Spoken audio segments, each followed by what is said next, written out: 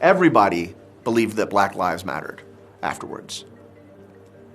And then we try and look at what it would take to shift power so the most vulnerable could have more of a say in determining their own outcomes. And people get tired, and those memories fade, and their attention goes someplace else. And then we rinse and we repeat.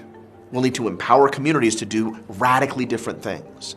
And I say this in the United States, but there's almost no country on earth that doesn't have some of the same complaints from folks who look different than the majority, who experience their lives differently, who are marginalized because of their race, their religion, their gender, their sexual orientation, their gender identity, right? Their class. So policing and the racism that we've seen in American policing, it's not just a US issue. We exist in a global context of racism. Why send an armed response when the problem is homelessness? Send a roof and four walls. Why send an armed response when the problem is substance abuse? Send a counselor. Why send an armed response when the problem is suicide or mental health? Send someone who knows how to engage in therapy around that. In many parts of the world, we use law enforcement as the service of last resort for anyone who's struggling with any problem we've failed to support.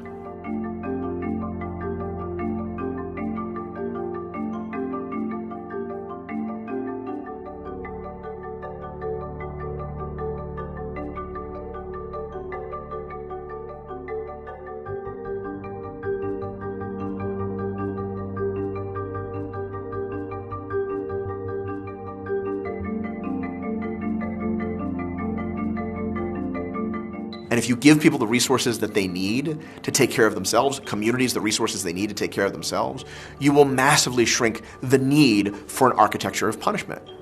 So we need to have architectures of care. So what I want to hear, that folks are making data collection on their impact in vulnerable communities, not just their hiring, not just their mentoring or their executive training, but actual impact, data collection and comprehensive research on that, a priority.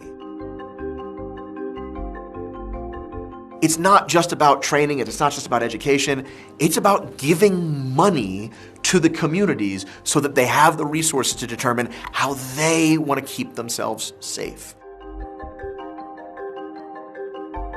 Within my organization, we like to say that optimism in the face of reality is a revolutionary act, and we encourage people to be a little bit revolutionary every day.